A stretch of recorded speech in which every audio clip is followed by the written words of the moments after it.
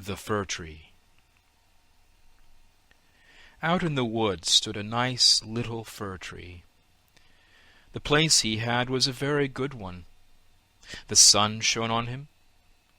As to fresh air, there was enough of that, and round him grew many large-sized comrades, pines as well as firs. But the little fir wanted so very much to be a grown-up tree. He did not think of the warm sun and of the fresh air. He did not care for the little cottage children that ran about and prattled when they were in the woods looking for wild strawberries. The children often came with a whole pitcher full of berries, or a long row of them threaded on a straw, and sat down near the young tree and said, "Oh, how pretty he is! What a nice little fir!" But this was what the tree could not bear to hear. At the end of a year he had shot up a good deal, and after another year he was another long bit taller. For with fir trees one can always tell by the shoots how many years old they are. "Oh, were I but such a high tree as the others are," sighed he, "then I should be able to spread out my branches, and with the tops to look into the wide world. Then would the birds build nests among my branches, and when there was a breeze, I could bend with as much stateliness as the others." Neither the sunbeams, nor the birds, nor the red clouds which morning and evening sailed above him gave the little tree any pleasure. In winter, when the snow lay glittering on the ground, a hare would often come leaping along, and jump right over the little tree. Oh, that made him so angry! But 2 winters were past, and in the third the tree was so large that the hare was obliged to go round it. "To grow and grow, to get older and be tall," thought the tree. "That, after all, is the most delightful thing in the world." In autumn, the woodcutters always came and felled some of the largest trees. This happened every year, and the young fir tree that had now grown to a very comely size trembled at the sight. For the magnificent great trees fell to the earth with noise and cracking, the branches were lopped off, and the trees looked long and bare. They were hardly to be recognized. And then they were laid in carts, and the horses dragged them out of the wood. Where did they go to? What became of them? In spring, when the swallows and storks came, the tree asked them, "Don't you know where they have been taken? Have you not met them anywhere?" The swallows did not know anything about it, but the stork looked, musing, nodded his head, and said, "Yes, I think I know. I met many ships as I was flying hither from Egypt. On the ships were magnificent masts, and I venture to assert that it was they that smelt so of fur. I may congratulate you, for they lifted themselves on high most majestically." "Oh, were I but old enough to fly across the sea! But how does the sea look in reality? What is it like?" "That would take a long time to explain," said the stork, and with these words off he went. "Rejoice in thy growth," said the sunbeams. "Rejoice in thy vigorous growth, and in the fresh life that moveth within thee." And the wind kissed the tree, and the dew wept tears over him, but the fir understood it not. When Christmas came, quite young trees were cut down, trees which often were not even as large or as of the same age as this fir tree, who could never rest but always wanted to be off. These young trees, and they were always the finest looking, retained their branches. They were laid on carts, and the horses drew them out of the wood. "Where are they going to?" asked the fir. "They are not taller than I. There was one indeed that was considerably shorter. And why do they retain all their branches? Whither are they taken?" "We know, chirped the sparrows. "We have peeped in at the windows in the town below. We know whither they are taken. The greatest splendor and the greatest magnificence one can imagine await them. We peeped through the windows and saw them planted in the middle of the warm room and ornamented with the most splendid things, with gilded apples, with gingerbread, with toys, and many hundred lights." "And then," asked the fir tree, trembling in every bough, "and then? What happens then?" "We did not see anything more. It was incomparably beautiful."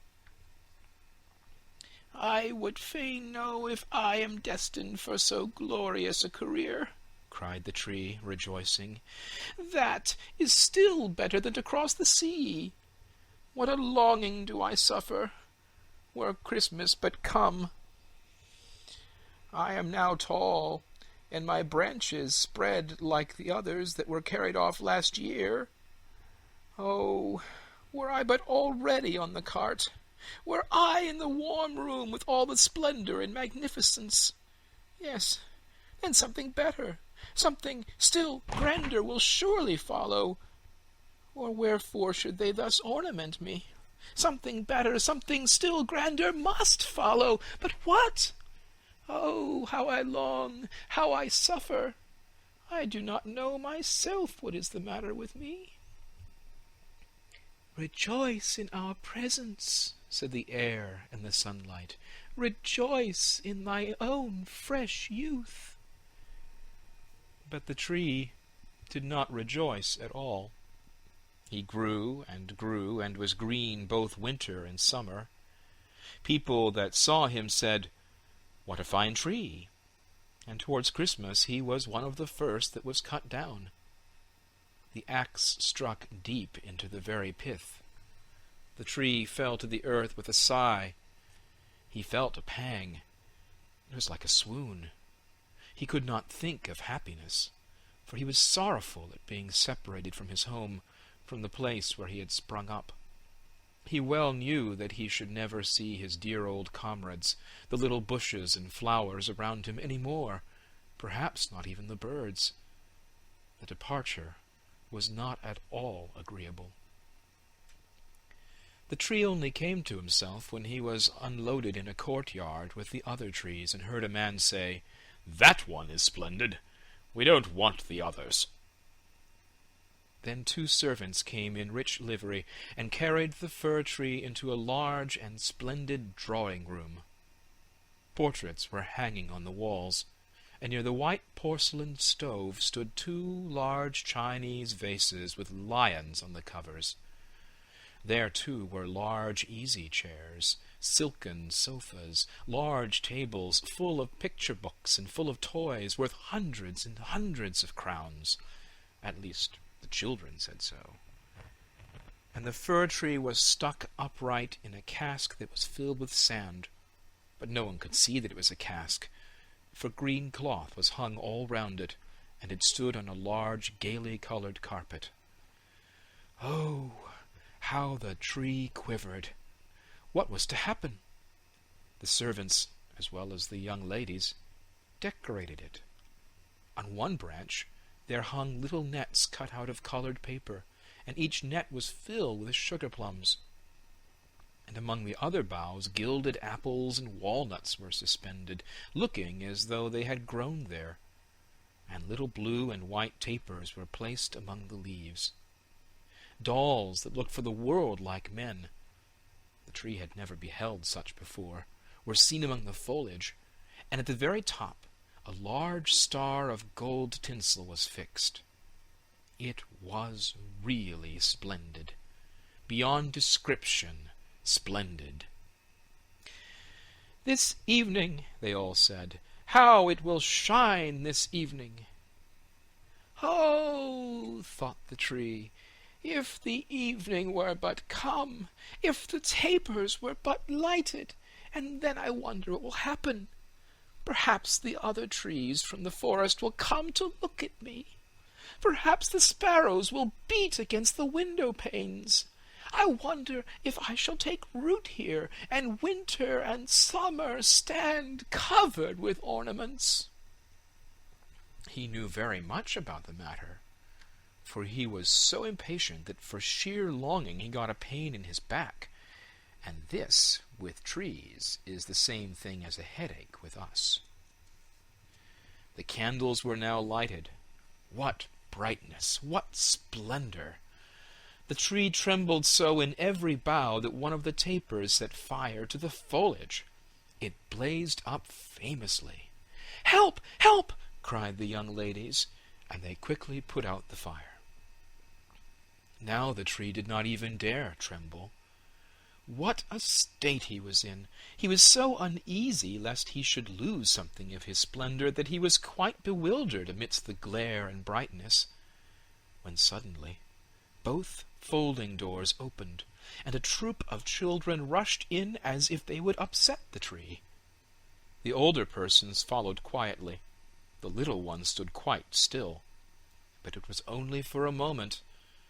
Then they shouted that the whole place re-echoed with their rejoicing. They danced round the tree, and one present after the other was pulled off. "What are they about?" thought the tree. "What is to happen now?" And the lights burned down to the very branches, and as they burned down they were put out one after the other, and that the children had permission to plunder the tree. So they fell upon it with such violence that all its branches cracked. If it had not been firmly fixed in the ground, it would certainly have tumbled down. The children danced about with their beautiful playthings.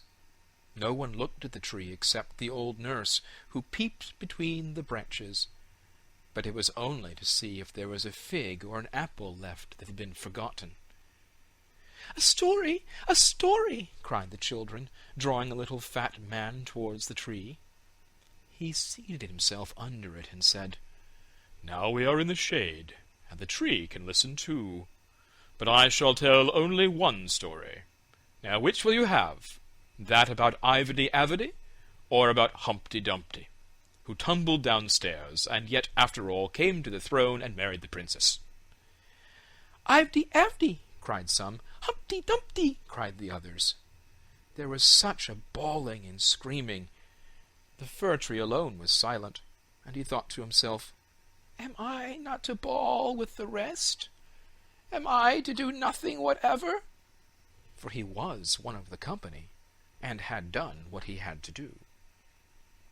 And the old man told about Humpty-Dumpty that tumbled down, who notwithstanding came to the throne, and at last married the princess. And the children clapped their hands and cried, "Oh, go on! Do go on!" They wanted to hear about Ivedy-Avedy too, but the little man only told them about Humpty-Dumpty. The fir tree stood quite still and absorbed in thought. The birds in the wood had never related the like of this. "Humpty-Dumpty fell downstairs, and yet he married the princess. Yes, yes, that's the way of the world," thought the fir tree, and believed it all, because the man who told the story was so good-looking. "Well, well, who knows? Perhaps I may fall downstairs too, and get a princess as wife." And he looked forward with joy to the morrow, when he hoped to be decked out again with lights, playthings, fruits, and tinsel.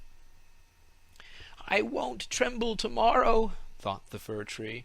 "I will enjoy to the full all my splendor. Tomorrow I shall hear again the story of Humpty Dumpty, and perhaps that of Ivedy Avdy too." And the whole night the tree stood still and in deep thought. In the morning the servant and the housemaid came in. "Now the splendor will begin again," thought the fir. But they dragged him out of the room, and up the stairs, into the loft. And here, in a dark corner, where no daylight could enter, they left him. "What's the meaning of this?" thought the tree. "What am I to do here? What shall I hear now, I wonder?" And he leaned against the wall, lost in reverie. Time enough had he too for his reflections, for days and nights passed on, and nobody came up. And when at last somebody did come, it was only to put some great trunks in a corner out of the way. There stood the tree, quite hidden. It seemed as if he had been entirely forgotten. "'Tis now winter out of doors," thought the tree. "The earth is hard and covered with snow. Men cannot plant me now, and therefore I have been put up here under shelter till the springtime comes. How thoughtful that is! How kind man is, after all!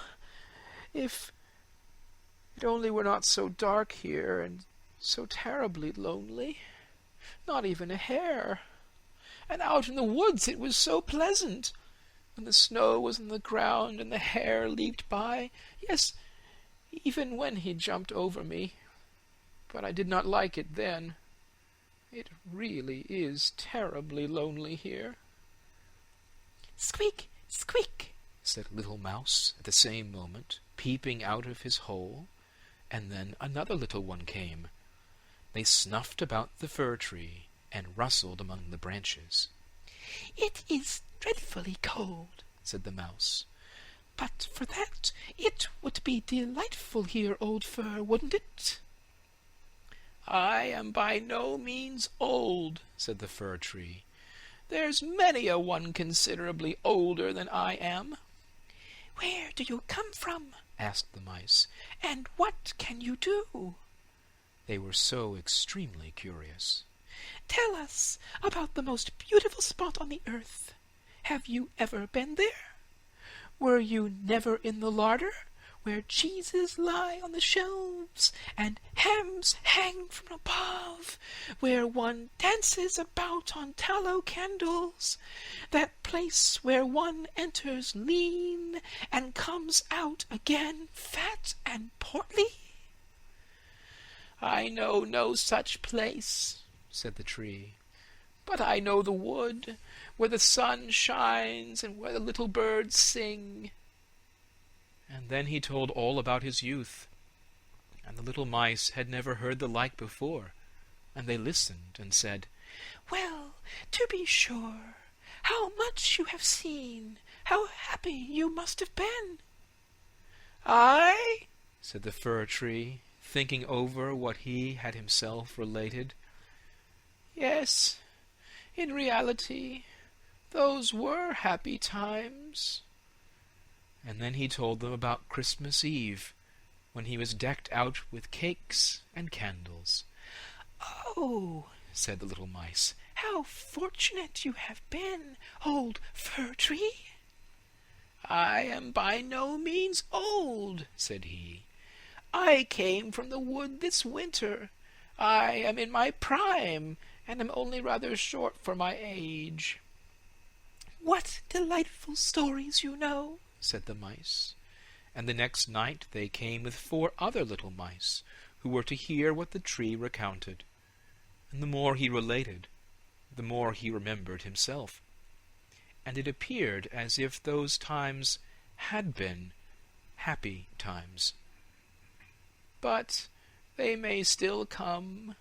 They may still come. Humpy Dumpy fell downstairs, and yet he got a princess." and he thought at the moment of a nice little birch tree growing out in the woods. To that fir, that would be a really charming princess. "Who is Humpy Dumpy?" asked the mice. So then the fir tree told the whole fairy tale, for he could remember every single word of it, and the little mice jumped for joy up to the very top of the tree. Next night 2 more mice came, and on Sunday 2 rats even. But they said the stories were not interesting, which vexed the little mice, and they too now began to think them not so very amusing either. "Do you know only one story?" asked the rats. "Only that one," answered the tree. "I heard it on my happiest evening, but I did not then know how happy I was." "It is a very stupid story.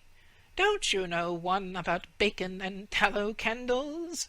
Can't you tell any larder stories?" "No," said the tree.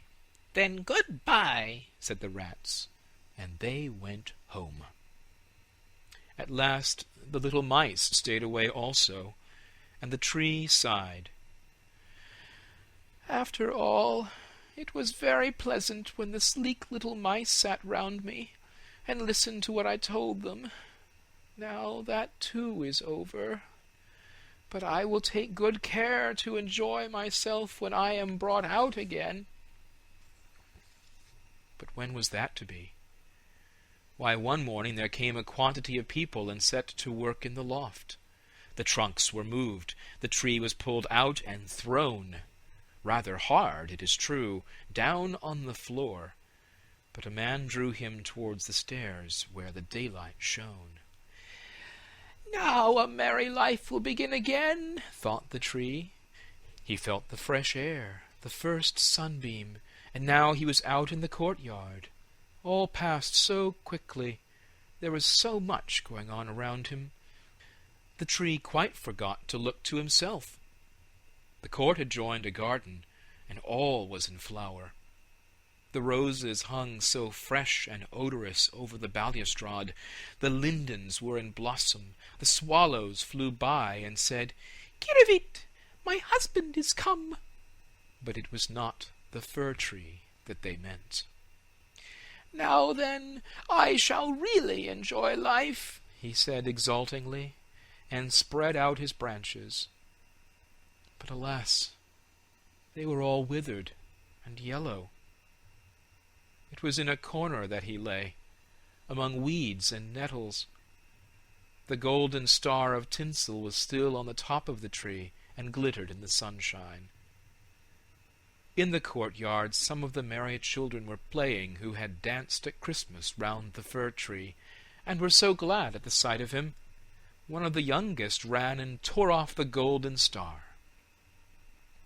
"Only look what is still on the ugly old Christmas tree," said he, trampling on the branches, so that they all cracked beneath his feet. And the tree beheld all the beauty of the flowers, and the freshness in the garden.